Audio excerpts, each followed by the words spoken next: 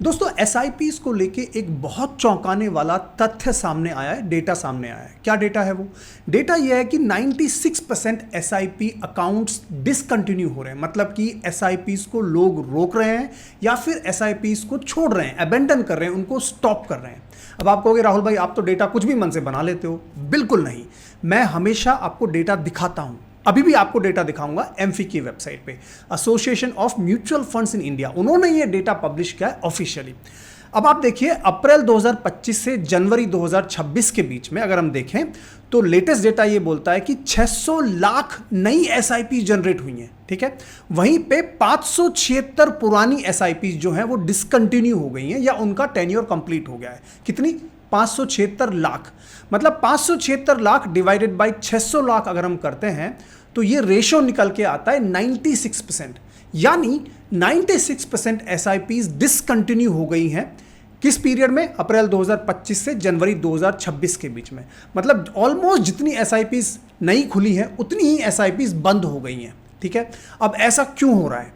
इतने सारे लोग एसआईपीज को बंद क्यों कर रहे हैं, ठीक है। क्या आपको भी एसआईपीज को बंद कर देना चाहिए? सभी लोग एसआईपीज को बंद कर रहे हैं तो क्या आपको भी एसआईपीज बंद कर देनी चाहिए? अगर बंद नहीं करनी है तो क्या आपको थोड़े समय के लिए एसआईपीज रोक देनी चाहिए? क्योंकि मार्केट के हालात बहुत खराब हैं। यूएस ईरान का वॉर छिड़ चुका है, पता नहीं कितना लंबा है वॉर चलेगा। जब मैं वीडियो रिकॉर्ड कर रहा हूं 8 मार्च को, बहुत सारे क्वेश्चंस एसआईपीज को लेके आपके दिमाग में हो सकते हैं। हो सकता है कि आपका पोर्टफोलियो भी लॉस में हो या फिर आपके जो प्रॉफिट्स थे, जो पहले 15% 20% प्रॉफिट दिख रहे थे, वो घट घटा के 5% पे आ गए हो, 2% पे आ गए हो और आप चिंतित हो कि भाई ऐसे में हम करें तो करें क्या। इस वीडियो में मैं आपको बारीकी से समझाने वाला हूं एसआईपीज के कुछ बड़े पॉइंट्स। हर कोई पॉइंट डेटा के साथ दिखाऊंगा और ये वीडियो, इस तरह का कंटेंट शायद आपको डेटा के साथ कहीं भी यूट्यूब या फेसबुक पे नहीं मिलेगा। अगर आप मेरे चैनल पे नए हैं तो मेरा नाम है राहुल जैन, मैं एक सभी रजिस्टर्ड रिसर्च एनालिस्ट हूं, अपनी इंडिपेंडेंट रिसर्च करता हूं। आप इस चैनल को जल्दी से फॉलो कर लो क्योंकि जिससे आगे आने वाली सारी वीडियोस आपको टाइमली मिले। टाइमली इंफॉर्मेशन का होना सबसे इंपॉर्टेंट होता है। नोटिफिकेशंस को प्रेस कर दीजिएगा जिससे कि आप तुरंत से अपनी लर्निंग को अपडेट कर दें। चलिए मैं आपको सारी एसआईपी की वो बारीकियां बताता हूं जो शायद आपको नहीं मालूम हो। तो पहला प्रश्न उठता है कि इतने सारे एसआईपीज क्यों बंद हो रही हैं, ठीक है। इसके लिए डेटा को समझते हैं पहले। देखिए मैंने आपको समझाया अप्रैल 2025 से जनवरी 2026 के बीच में 96% एसआईपीज रुकी हैं। अब मैं आपको थोड़ा और डेटा दिखाता हूं। अप्रैल 2025 और मार्च 2025 के बीच में, मतलब फाइनेंशियल ईयर 2025 में कितनी एसआईपीज रुकी वो रेशो निकालते हैं। 514 लाख डिवाइड बाय 679 लाख, ठीक है। ये रेशो निकल के आता है 76%। मतलब क्या हुआ कि 2025 फाइनेंशियल ईयर में केवल 76% एसआईपीज बंद हुई थी। उसके एक साल पहले का डेटा देखते हैं, एमफी का ही डेटा है, अप्रैल 2023 से मार्च 2024, फाइनेंशियल ईयर 2024 का डेटा देखते हैं। 224 लाख एसआईपीज बंद हुई और 428 लाख नई शुरू हुई। यहां पे रेशो निकल के आता है केवल 52%, 52%। मतलब क्या है मेरा कहने का, इस डेटा दिखाने का मतलब क्या है कि जब भी मार्केट में बुल रन होता है तो एसआईपीज कम बंद होती हैं, क्योंकि अप्रैल 2023 से मार्च 2024 के बीच में बेहतरीन बुल रन था। इंडियन स्टॉक मार्केट में लेफ्ट राइट सेंटर पैसा बन रहा था और इसी वजह से केवल 52% एसआईपीज रुकी थी उस वक्त, क्योंकि हो सकता है नेचुरली कुछ एसआईपीज के गोल पूरे हो गए हों, ठीक है। लेकिन अप्रैल 2024 से मार्च 2025 में जब मार्केट में धीरे धीरे प्रेशर आने लगा ना, तो सारी एसआईपीज जो है वो कम होने लगी। ये जो 52% जो फिगर था ये ऑलमोस्ट 75% पहुंच गया। और अब जब मार्केट के हालात बहुत खराब हो चुके हैं, इस केस में ये रेशो पहुंच गया 96%। इस सब डेटा दिखाने का मतलब क्या है? सिंपल सा मतलब है ह्यूमन साइकोलॉजी। हम सब ह्यूमंस हैं और जब मार्केट रिटर्न्स नहीं देता है ना तो हम घबरा जाते हैं और मार्केट से भाग लेते हैं। इसीलिए अभी 96% एसआईपीज बंद हो रही हैं, ठीक है। अब आप कहोगे राहुल भाई बिल्कुल सही है, अब मार्केट में पैसा ही नहीं बन रहा तो हम क्यों रुके मार्केट में, क्यों नहीं एसआईपीज बंद करें? समझाऊंगा उसको, 1 मिनट में समझाऊंगा कि आपको बंद करनी चाहिए या नहीं करनी चाहिए। आपको एसआईपीज पॉज करनी चाहिए कि नहीं करनी चाहिए। पहले एक और मैं आपको डेटा पॉइंट दिखाता हूं। देखिए ये है निफ्टी 50 के रिटर्न्स 1 जनवरी 2025 से 28 फरवरी 2026। मतलब जिसने भी एसआईपीज करी हैं इस पीरियड के बीच में उनके कितने रिटर्न्स आए? 5.43%, ठीक है। अब देखिए 1 जनवरी 2024 में जिसने एसआईपी चालू करी थी और 2026 फरवरी तक जिसने 2 साल तक, ऑलमोस्ट 2 साल से 2 महीने ज्यादा एसआईपीज करी, उसके कितने रिटर्न्स बने? 5.36% एनुअल रिटर्न्स। अब जब ये पोर्टफोलियो में ऐसे रिटर्न्स आते हैं 5%, 6%, लोग क्या सोचते हैं ना, लोग सोचते हैं कि भाई फिक्स्ड डिपॉजिट इससे बेटर है, फिक्स डिपॉजिट में मुझे 7%, 7.5%, 8% मिल जाता है। मैं तो स्मॉल फाइनेंस बैंक्स में एफडी कर लूंगा, उसमें तो मुझे 9% मिल जाता है। मैं तो बॉन्ड्स में चला जाऊंगा, बॉन्ड्स में तो मुझे 10%, 11% तक भी मुझे इंटरेस्ट मिल जाते हैं। मैं मार्केट में क्यों रहूं और मार्केट के इतने उतार चढ़ाव को क्यों मैं महसूस करूं, क्यों मैं उसके ऊपर निर्भर रहूं? लोग ऐसी बातें करने लगते हैं। ठीक है, 1-2 साल का जब रिटर्न नहीं बनता है ना तो हवा टाइट हो जाती है। इसके वजह से लोग एसआईपी को छोड़ देते हैं और एसआईपी कैंसलेशंस अभी काफ़ी ज़्यादा बढ़ चुके हैं। लेकिन मैं आपको बताऊंगा कि ऐसे 2-3 कारण पहले आपको समझने होंगे डिटेल में कि आपको एसआईपीज रोकनी चाहिए कि नहीं। आप ही खुद डिसीजन लीजिएगा, मैं ये नहीं कह रहा कि मत रोको या रोको, आप डिसीजन खुद लेना, लेकिन पहले समझ लीजिए। देखिए पहली बात तो है कि लेजेंडरी वॉरेन बुफेट ने यह कहा था कि be fearful when others are greedy and be greedy when others are fearful. मतलब कि जब सब लोग डरे हुए ना मार्केट से, उस वक्त आप मार्केट में अच्छा निवेश करो। आप कहोगे राहुल भाई वॉरेन बुफेट का तो क्या है, उन्होंने तो ये बात कह दी, उनके कहने से क्या हम एसआईपीज नहीं करेंगे या करेंगे? ठीक है, वॉरेन बुफेट की बात नहीं मानते हैं, मैं आपको डेटा दिखाता हूं। सबसे पहले मैं आपको एक चीज दिखाऊंगा, वो है कंपाउंडिंग का फर्क। देखिए 2 साल अगर आप एसआईपी करते हैं 5,000 की और अगर आपको 12% का रिटर्न बनता है तो आपको यहां पर दिखेगा, ये ब्लू जो बार दिखाई दे रही है ना, ये है आपने कितना पैसा इन्वेस्ट करा है, और जो ऑरेंज बार आपको दिखाई दे रही है, ये दिखाई दे रही है कि आपके कितने रिटर्न्स बने। ठीक है, तो देखिए जब शुरू के 2 साल आप इन्वेस्ट करते हो या 3 साल इन्वेस्ट करते हो, छोटे टाइम के लिए इन्वेस्ट करते हो, तो सारा का सारा इन्वेस्टमेंट का ही पैसा रहता है आपके पोर्टफोलियो में, रिटर्न्स बहुत कम बनते हैं। ठीक है, अब इसी चीज को मैं 20 साल करके दिखाता हूं आपको। 20 साल मैंने किया, अब देखिए क्या हुआ। आप देखोगे जैसे ही मैंने इसको 20 साल किया ना, आपका इन्वेस्टमेंट पोर्शन अब धीरे धीरे कम हो रहा है और आपके रिटर्न्स बढ़ रहे हैं। ऑरेंज बार को आप देख रहे हैं किस तेजी से बढ़ रही है, और जो ब्लू बार है वो किस तेजी से, उतनी तेजी से नहीं बढ़ रही जितनी तेजी से ऑरेंज बार बढ़ रही है। इसका मतलब क्या है कि यहां पे रिटर्न्स बनते हैं लॉन्ग टर्म में, और इसी कॉन्सेप्ट को कहते हैं कंपाउंडिंग। कंपाउंडिंग एक बेहतरीन टॉपिक है, कभी मौका मिलेगा तो फुल वीडियो बनाने की कोशिश करूंगा कंपाउंडिंग पे। लेकिन आप ये समझ लीजिए, अगर आप एसआईपीज केवल 1 या 2 या 3 साल के लिए अगर आपने अभी तक करी है, तो इसका मतलब मेजॉरिटी आपका जो पोर्टफोलियो है उसमें आपका केवल इन्वेस्टमेंट ही दिखेगा, उसको समय चाहिए कंपाउंड होने के लिए। ठीक है, अब मैं आपको इसका उदाहरण भी देता हूं, डेटा के साथ एग्जांपल्स दिखाता हूं मैं आपको। ठीक है, अब जैसे देखिए किसी ने मान लीजिए 2023 में एसआईपी चालू करी थी 1 जनवरी को, और फरवरी 2026 तक अगर हम देखें तो ऑलमोस्ट इनकी 3 साल की एसआईपीज हो गई। कितने रिटर्न्स आए? निफ्टी की बात कर रहा हूं मैं, मतलब प्लेन वनीला निफ्टी इंडेक्स, इनके रिटर्न आए 9.66%। अगर अब बात करूं 2022 की, 1 साल और पहले जाऊं, तो रिटर्न कितने बने? 10.74%। अगर मैं बात करूं 2021 की, 1 साल और पीछे जाऊं, तो रिटर्न कितने बने? 11.19%। और इस तरह से अगर मैं पीछे जाता जाऊं 2015 तक पहुंचूं मैं, तो रिटर्न्स बनते हैं 13.19%। क्या मतलब है कहने का? साफ कहने का मतलब है कि शॉर्ट टर्म में 1-2-3 साल में मार्केट की कंडीशंस ऐसी हो सकती हैं जिसमें रिटर्न्स ना बने, इनफैक्ट लॉस भी हो सकता है। लेकिन अगर आप इसको समय दें, 5 साल, 8 साल, 10 साल, एग्जैक्टली बताऊंगा कि कितना समय आपको देना है, डेटा के साथ दिखाऊंगा अभी 1 मिनट में। लेकिन पॉइंट ये कि अगर आप इसको समय देंगे ना, 10 साल, 15 साल, 20 साल, 30 साल, 40 साल, तो ये रिटर्न्स पे रिटर्न्स बनते हैं, कंपाउंड होते हैं। तो ये पॉइंट आप ध्यान रखिएगा, मार्केट में एसआईपी बंद करने से पहले डिसीजन आपका ही होगा। मेरा डिसीजन नहीं है कि आपको एसआईपीज रोकनी चाहिए कि पॉज करनी चाहिए। लेकिन इससे भी मैं आपको एक बड़ा डेटा पॉइंट दिखाता हूं कि मिनिमम कितने समय के लिए आपको एसआईपीज करनी चाहिए। ठीक है, बहुत ही पावरफुल डेटा पॉइंट है, और ये डेटा आपको मेरा नहीं दिखा रहा हूं मैं, ये फंड्स इंडिया ने डेटा पब्लिश करा है। इनका कहना है, इन्होंने पिछले 25 साल का डेटा एनालाइज करा। मान लीजिए किसी इंसान ने जनवरी 2000 में एसआईपी चालू करी होती, ठीक है, उसका एग्जाम्पल लिया। फिर उन्होंने बोला मान लीजिए किसी इंसान ने जनवरी 2001 में एसआईपी करी होती, उसका डेटा लिया। फिर इन्होंने देखा कि मान लीजिए किसी इंसान ने जनवरी 2002 में एसआईपी चालू करी। ऐसे करते करते करते करते ये एसआईपी जिसने करी है उनका इन्होंने डेटा पब्लिश करा है। निफ्टी 50 को बेसिस माना है, मतलब बेसिक इंडेक्स पे भी अगर आपने एसआईपी करी है तो क्या इसमें इनको फाइंडिंग मिली है। इनकी फाइंडिंग ये मिली है कि अगर मिनिमम पीरियड 7 साल का है, ठीक है, तो एक तो कभी भी नेगेटिव रिटर्न्स नहीं आए। आप देख सकते हो यहाँ पे किसी ने 2000 में करी थी, 7 साल के लिए करी तो उसके 30% एनुअल रिटर्न बने। किसी ने 2001 में चालू करी तो उसके नेक्स्ट 7 साल में 40% एनुअल रिटर्न बने। ठीक है, ऐसा नहीं कि हमेशा 30-40 ही बने हैं, कम भी बने हैं। जैसे 2005 में जिसने एसआईपी चालू करी 7 साल के लिए, उसके कितने बने? 7%, क्योंकि बीच में फाइनेंशियल कोलैप्स हो गया था 2008 में, राइट।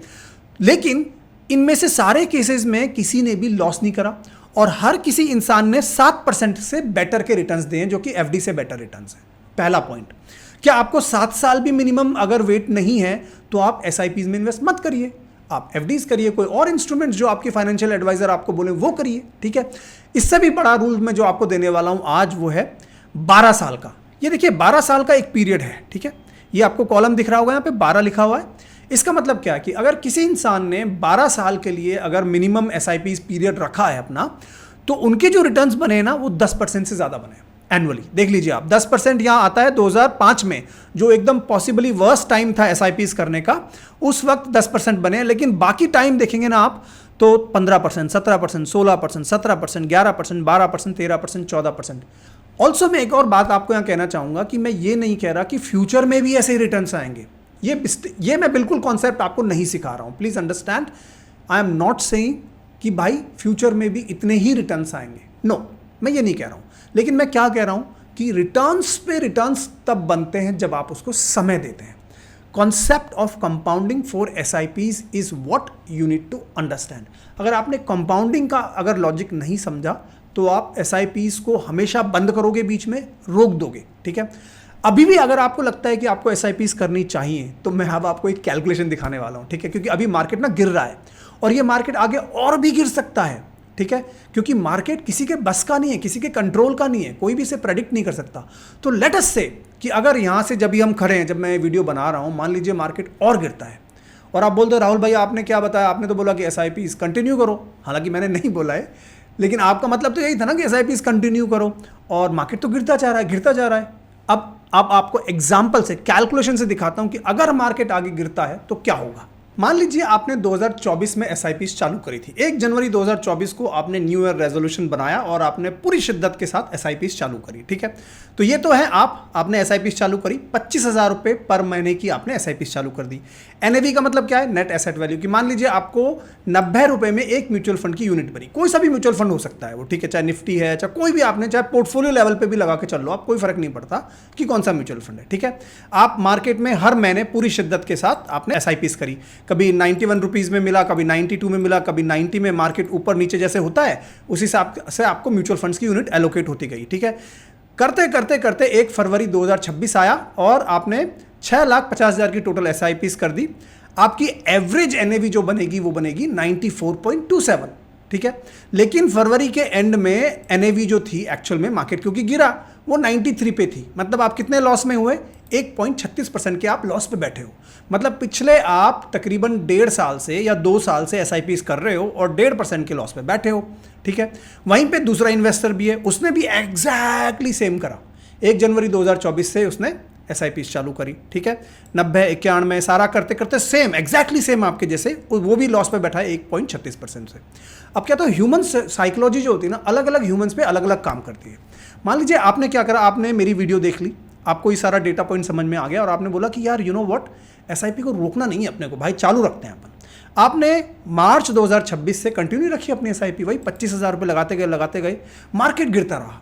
मान लीजिए कोई बड़ी वॉर की सिचुएशन और भी यहाँ पर जो है फियर्स हो गई, या कोई और रीज़न आ गया, कुछ भी हो सकता है, मार्केट गिरता रहा। मतलब मार्केट 93 की एनएवी जो थी उसको गिर के 92, 90, 88 गिरा के 76, 72, 70, 78, 68, 70 करके मार्केट गिरता रहा। लेकिन आप घबराए नहीं, आपने एसआईपीज का साथ नहीं छोड़ा, आप लगे रहे इसमें। 25,000 रुपये पर महीने आपने अपनी बांधी हुई है, आप करते रहे। अब आपने जब ये किया ना तो क्या हुआ, आपने अपनी एवरेज एसआईपी जो ये 1 साल की करी थी वो हो गई 79.69, और पहले की आपकी एसआईपी किस एवरेज पे थी, 94.27। इन दोनों का एवरेज निकाला तो टोटल एवरेज आता है 86.98।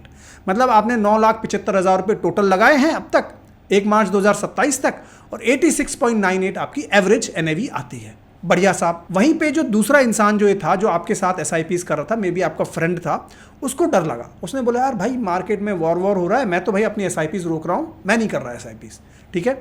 उसने 0 एसआईपीज कर दी सारी अपनी, ठीक है। अब चूंकि उसने 0 एसआईपीज कर दी, उसकी एवरेज एनएवी क्या रहेगी, उसकी लास्ट जो एवरेज एनएवी थी 94.27 थी, करेक्ट। 6,50,000 उसने लगाए थे, वो अभी की अभी हैं, ठीक है। अब अपन मान के चलते हैं कि 1 मार्च 2032 की बात करते हैं, मतलब 5 साल के बाद, 2027 के बाद 5 साल अगर हम काउंट करते हैं, और मान के चलते हैं कि 5 साल के बाद मार्केट डबल हो गया, पॉसिबल है। 5 साल में मार्केट डबल होना कोई बहुत बड़ी बात नहीं है, 12, 13, 14% के रिटर्न आते हैं, वह पहले भी हुआ है ऐसा, ठीक है।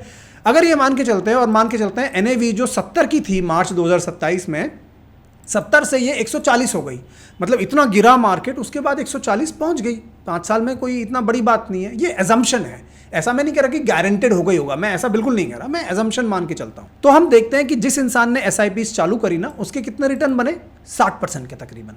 पूरी कैलकुलेशंस लगा दी मैंने यहाँ पे, ठीक है। 86.98 उसकी एवरेज थी, उससे 140 के आसपास गया, तो उसके 60% के आसपास के रिटर्न बने। लेकिन जिस इंसान ने SIPs रोक दी थी ना, 94.27 उसकी एवरेज थी, उसके रिटर्न्स बने केवल 48%। यहां पर यह बात नहीं कर रहा हूं कि मैंने किसने कितना पैसा डाला, पैसा की मैंने बात ही नहीं करी है कि उसने 9,75,000 डाले और उसने 6,50,000 डाले, उसकी बात ही नहीं है। बात किसकी है कि जिसने SIP रोकी और जिसने SIPs नहीं रोकी। जब आप SIPs नहीं रोकते हो और जब मार्केट गिर रहा है, तो आप उस म्यूचुअल फंड को कम पैसे में एक्यूमुलेट कर रहे हो, मतलब उसकी ज्यादा यूनिट्स आपको मिल रही हैं। तो जब भी मार्केट आगे ऊपर जाएगा ना, तो आप फायदे में रहोगे। अब मार्केट ऊपर जाएगा कि नहीं जाएगा, ये गारंटी तो नहीं है, ये आपको थोड़ा सा मान के चलना पड़ेगा कि भाई आपको भारत की ग्रोथ पे विश्वास है कि नहीं, ये आपका विश्वास यहां पर आता है, ठीक है। अगर आपको भारत की ग्रोथ पे विश्वास है, आगे आने वाले 5 साल में, 10 साल में आपको लगता है कि भारत अच्छा एक कंट्री है जो प्रोग्रेस कर रहा है, कहते हैं ना कि दिन दुगनी रात चौगनी, अगर हमारे यहाँ उन्नति हो रही है, तो उसका फायदा स्टॉक मार्केट को जनरली मिलता है, ठीक है। पर आपको मैंने ये पॉइंट समझा दिया, एक तो कि रिटर्न्स किसके अच्छे बनेंगे, जो SIP नहीं रोकेगा।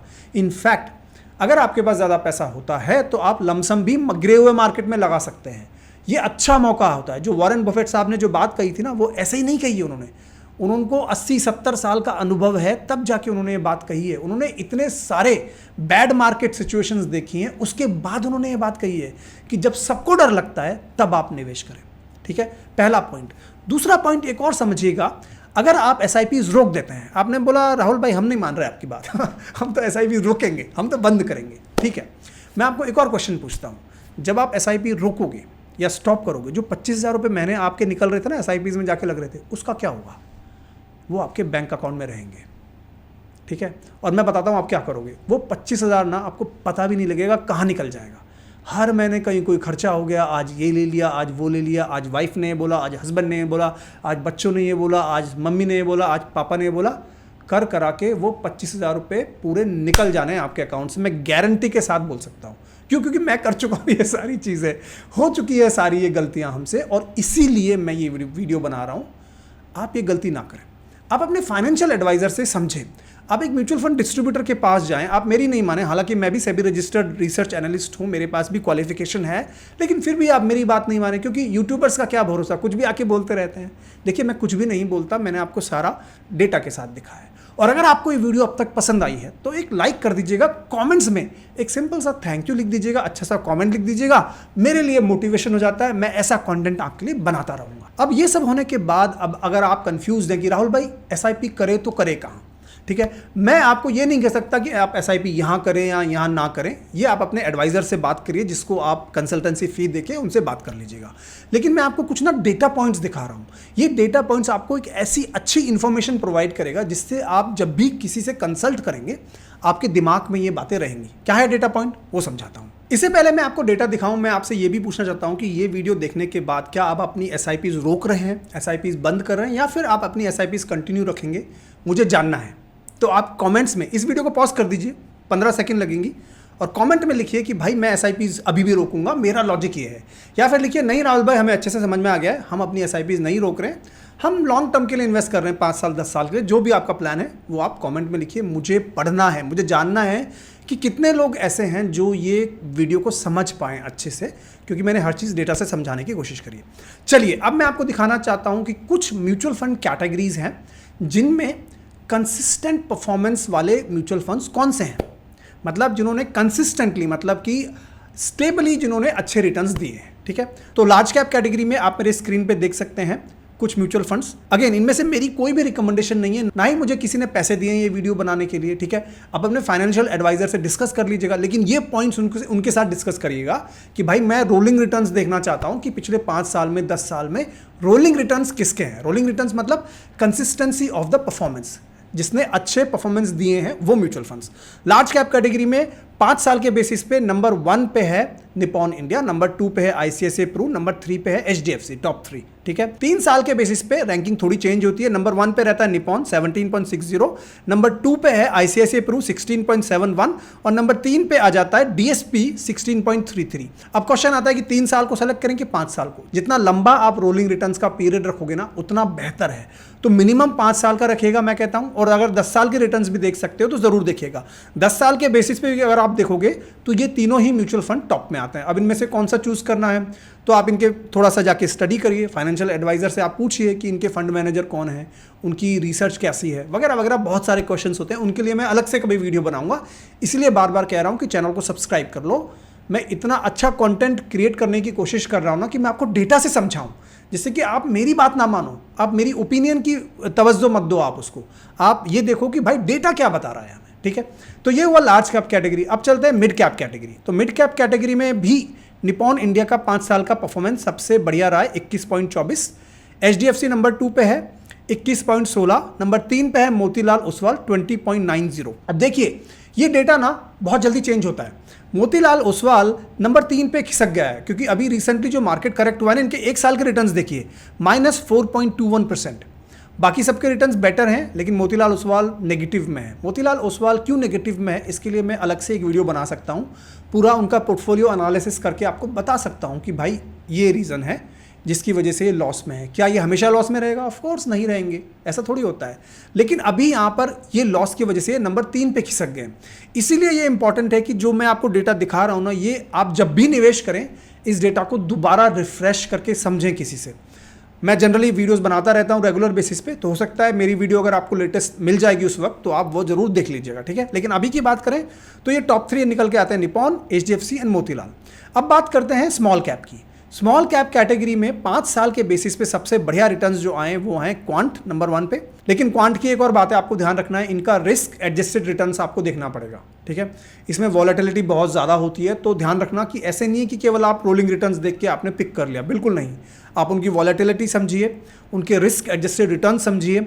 ये वीडियो बहुत लंबा हो रहा है, आप चाहें कि मैं यार हर एक म्यूचुअल फंड पे आपको वीडियो बना के दे दूं तो वो भी कर सकता हूं, कमेंट्स में लिख दीजिएगा, कोशिश करूंगा, प्रॉमिस नहीं कर सकता क्योंकि बहुत सारा कंटेंट क्रिएट करना होता है, ये इंपॉसिबल हो जाता है कि मैं हर किसी की डिमांड को पूरा कर पाऊं, आप भी ये समझ सकते हैं। ठीक है, चलिए, क्वांट नंबर 1 अभी, निपॉन नंबर 2 एंड बंधन नंबर 3 एज ऑफ नाउ 5 साल के बेसिस पे। अब बात कर लेते हैं थोड़ी फ्लेक्सी कैप की। फ्लेक्सी कैप कैटेगरी भी बहुत पॉपुलर है रिटेल जनता के बीच में। ठीक है, इसमें 5 साल के रिटर्न पे एचडीएफसी फ्लेक्सी नंबर 1 पे है, नंबर 2 पे क्वांट है, नंबर 3 पे बैंक ऑफ इंडिया है, नंबर 4 पे आता है पराग पारिक। पराग पारिक जो बहुत बड़ा, इनफैक्ट फ्लेक्सी कैप कैटेगरी में सबसे बड़ा फंड पराग पारिक है, लेकिन नंबर 4 पे है। फिर भी लोग इसको प्रेफर करते हैं। क्यों करते हैं?